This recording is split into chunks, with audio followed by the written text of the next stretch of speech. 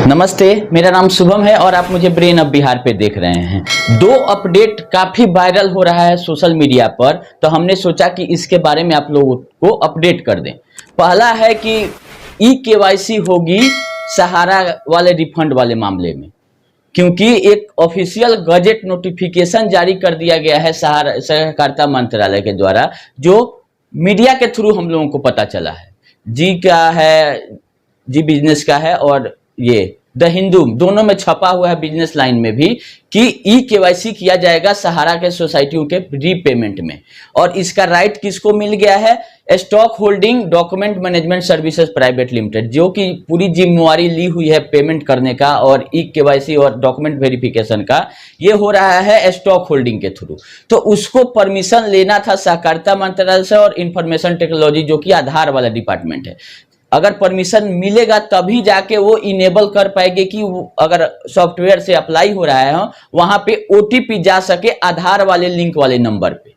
तो ये चीज आप लोग दिमाग में बैठा लीजिए कि आधार कार्ड मस्ट है। और आधार के साथ साथ दूसरा बात है 15G और H का भी बहुत लोग रायता फैलाए हुए हैं। तो ये क्या है, ये भी हम आप लोगों को बताएंगे आगे। तो सबसे पहला काम आप लोगों को ये है कि अपने आधार का डाटा, नाम, date of birth, mobile number, ये चीज आप लोग सही करवा ले अगर गड़बड़ है तो।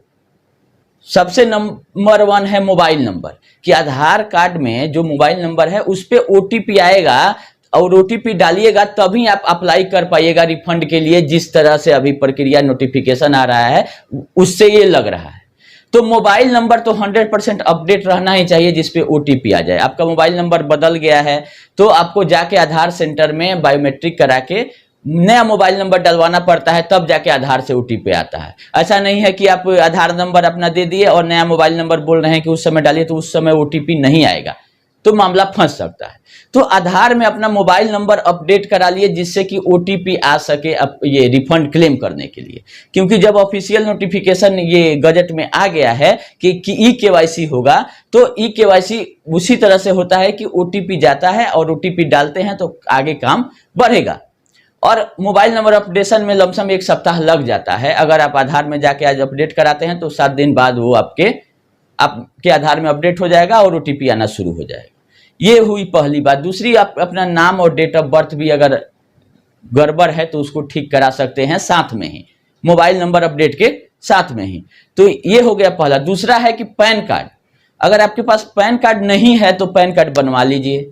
अगर है तो उसको लिंक करा लीजिए। 30 जून तक लास्ट डेट है। 1000 रुपया लेट फाइन के साथ किसी भी साइबर कैफे में जाइएगा तो वो आपका लिंक कर देगा। अगर लिंक नहीं है तो आधार पैन से, अगर है तो अच्छी बात है। और 30 जून के बाद ऐसा बोला गया था कि आपका पैन निष्क्रिय कर दिया जाएगा, डीएक्टिव कर दिया जाएगा। तो आपका अगर कोई टीडीएस कटता है, पैन इनएक्टिव है, तो रिफंड नहीं मिलेगा, बहुत सारा दिक्कत हो सकता है। और आप सोच रहे होंगे नया पैन बनवा लेंगे, तो नया पैन नहीं बनता है। एक आदमी का एक ही पैन रहना चाहिए। अगर 2 पैन आपके पास है तो आप पर 10,000 का पेनल्टी भी हो सकता है। तो अगर 2 पैन किसी के पास है तो एक को सरेंडर कर देना होता है इनकम टैक्स में, कि हमको गलती से हमको 2 बन गया था। जैसे पहले होता था कि एक वोटर आईडी कार्ड लगा के और एक दूसरा प्रूफ लगा के बहुत लोग 2-2 पैन कार्ड बनवा लिए थे। तो उसी सब को दूर करने के लिए खामियां जो थी, आधार को पैन से लिंक करने वाला सिस्टम लाया गया। खैर 1000 रुपया लेट फाइन नहीं लेना चाहिए डिपार्टमेंट को, लेकिन ले रहा है तो इसमें किसी का बस नहीं है। तो अभी आप आधार में डाटा सही करवा लीजिए, पैन कार्ड को उससे लिंक करा लीजिए, बैंक में अपना नाम, पता और बैंक अकाउंट एक्टिव है कि इनएक्टिव है ये सब चेक कर लीजिए। क्योंकि 6 महीना तक अगर बैंक से आप पैसा डालते निकालते नहीं हैं तो वो इनएक्टिव में चला जाता है। तो उसमें आए या तो 100 रुपया डाल दीजिए या 100 रुपया निकाल लीजिए, उसको एक्टिव करा लीजिए, केवाईसी जिसको बोलते हैं, ताकि रिफंड लेने में कोई दिक्कत नहीं हो। तो ये 3 चीज आपको करना है। रही बात फॉर्म 15G और H में, बहुत सारा कंफ्यूजन लोगों ने पैदा कर दिया है, तो मेरे से भी 2 मिनट आप लोग सुन लीजिए कि क्या है। फॉर्म 15G होता है डिक्लेरेशन इनकम टैक्स एक्ट के हिसाब से। अगर आपका कहीं एफडी में पैसा है, फिक्स्ड डिपॉजिट में, जिसपे आपको इंटरेस्ट मिलना है या मिल रहा है, इंटरेस्ट मिलना है। अब सहारा के कितने सोसाइटियों में इंटरेस्ट के रूप में आपको पैसा मिलता है या बोनस मिलता है या पॉइंट मिलता है, ये सेकेंडरी मामला है। अगर इंटरेस्ट के रूप में सहारा पैसा देगी और वो इंटरेस्ट 40,000 से ज्यादा होगा 1 साल का, या अगर 5 साल का है तो 5 साल का जोड़कर अगर एक बार इंटरेस्ट दे रही होगी सहारा, कि मान लीजिए आपका 10,000 का एफडी है, उसमें 3 गुना 4 गुना हो चुका है अभी तक, तो उसमें अगर 40,000 से ज्यादा इंटरेस्ट पोर्शन हुआ तो टीडीएस अप्लीकेबल हो जाता है 10% के रेट से। तो अगर आप 15G और H नहीं सबमिट करते हैं तो 10% टीडीएस कटेगा, बाकी आपका पैसा आपके अकाउंट में आ जाएगा। वो टीडीएस आपके पैन नंबर पे जमा हो जाएगा इनकम टैक्स में, और आगे अगले साल आपको इसका अपना ITR फाइल करना होगा। अगर आपका इनकम 2.5 लाख से कम है या एग्जम्पशन लेके 5 लाख तक भी है तो आपका टीडीएस रिफंड हो जाता है। इसमें कोई घबराने वाली बात नहीं है। लेकिन पैन कार्ड रहेगा तभी 15G और H काम करेगा। ऐसा नहीं है कि पैन कार्ड नहीं है तो 15G और H हम सबमिट कर देंगे। तो पैन कार्ड नहीं रहने की दशा में अगर इंटरेस्ट 40,000 से ज्यादा होता है तो टीडीएस का रेट 20% हो जाएगा, और उसका रिफंड भी नहीं होगा, क्योंकि पैन नंबर आपके पास नहीं है तो वो जमा होगा सरकार के खाते में डायरेक्ट बिना पैन का, तो वो डायरेक्ट सरकार का इनकम हो जाता है। इसीलिए पैन कार्ड तो जरूर रखिए। और 15G H उन्हीं लोगों को सबमिट करना है जिनका इनकम 2.5 लाख से कम है। अगर 2.5 लाख से ज्यादा आपका एक फाइनेंशियल ईयर में इनकम होता है तो ITR भरने की लायबिलिटी आपकी आ जाती है। तो जिसका ITR भरने की लायबिलिटी है, 2.5 लाख से ऊपर इनकम है एक फाइनेंशियल ईयर में, उन लोगों को 15G और H नहीं भरना चाहिए। लोग भर देते हैं बैंक में, लेकिन ये गलत है। आप खुद उसमें डिक्लेयर कर रहे हैं कि मेरा इनकम 2.5 लाख से कम है, टीडीएस नहीं कटने के लिए। अगर आपका टीडीएस कट भी जाता है, पैन कार्ड पंच हो गया, तो आप अगले साल ITR फाइल करके अपना विथ इंटरेस्ट रिफंड हो जाता है टीडीएस। ऐसा नहीं है कि टीडीएस कट गया तो सरकार ले ली आपका वापस नहीं करेगी। एक प्रक्रिया बढ़ जाता है कि उसको आप ITR फाइल कर दीजिएगा और रिफंड आपको मिल जाएगा अकाउंट में।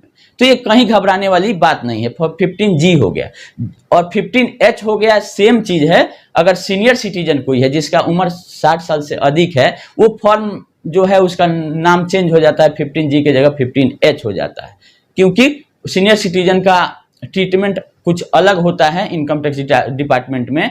इसीलिए 2 फॉर्म रखा गया है, 15G और H। जिसका एज 60 साल से कम है तो उसका 15G जाता है, जिसका 60 साल से ऊपर है 15H आता है।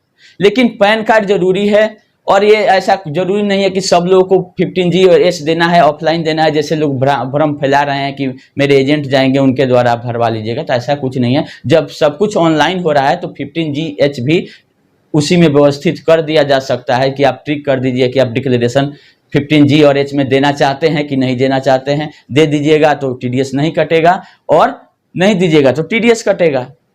तो ये बात आती है कि कितना इंटरेस्ट मिलना है आपका, और हर एक सोसाइटी का ही अलग अलग लिमिट होता है। जो 40,000 का लिमिट है एक फाइनेंशियल ईयर में, अगर चारों सोसाइटी में आपका पैसा है तो चारों जगह आपका 40,000 का छूट मिलेगा इंटरेस्ट में। तो अगर 40,000 आपको इंटरेस्ट मिल रहा है तो इसका मतलब कि अगर दुगुना हुआ पैसा 40,000 इन्वेस्टमेंट होगा, तो टोटल 80,000 तक का अगर पेमेंट शुरू होता है तब जाके कहीं ना कहीं बात आएगी 15G H और टीडीएस की। तो ये सब आगे वाले नोटिफिकेशन जो आएगा उस पर डिपेंड कर रहा है कि क्या होने वाला है। इसमें इतना टेंशन लेने वाली कोई बात नहीं है। फिर जैसा गाइडलाइन आता है हम आप लोगों को अपडेट करेंगे। अभी आप लोग मात्र पैन कार्ड, आधार कार्ड लिंक करा लीजिए, आधार में डाटा सही करा लीजिए, मोबाइल नंबर डाल दीजिए। बाकी किसी के चक्कर में नहीं पड़ना है कि ये पेपर जमा हो रहा है यहाँ जमा कर दिए, कहीं नहीं जमा करने की जरूरत है। खुद नोटिफिकेशन आपका आएगा CRC के द्वारा और स्टॉक होल्डिंग के द्वारा। जब वो जिम्मेवारी ली हुई है पेमेंट करने का, तो टीडीएस डिडक्शन और उसका भी पेमेंट CRC के द्वारा ही किया जाएगा। ऐसा नहीं है कि सहारा उसमें इन्वॉल्व होगी कि टीडीएस सहारा के द्वारा जमा कराएगा जाएगा। अगर इंटरेस्ट वाला भी पैसा उसको मिल गया है तो उसमें जो टीडीएस अप्लीकेबल है वो काट के CRC ही जमा करना काम है, क्योंकि सहारा का जो हाल रहा है कि टीडीएस भी डिले जमा करती है। तो इसलिए टीडीएस की भी जो डिपॉजिट करने की जिम्मेदारी है वो CRC के ऊपर ही है। जब भुगतान जो करेगा वही टीडीएस भी जमा करेगा। तो इसमें कहीं घबराने वाली बात नहीं है कि आपका टीडीएस कट के फंस जाएगा 10%। पहले भुगतान शुरू होने दीजिए, जैसा गाइडलाइन रहेगा हम फिर आप लोगों को अपडेट करते रहेंगे। अभी के लिए इतना ही, धन्यवाद।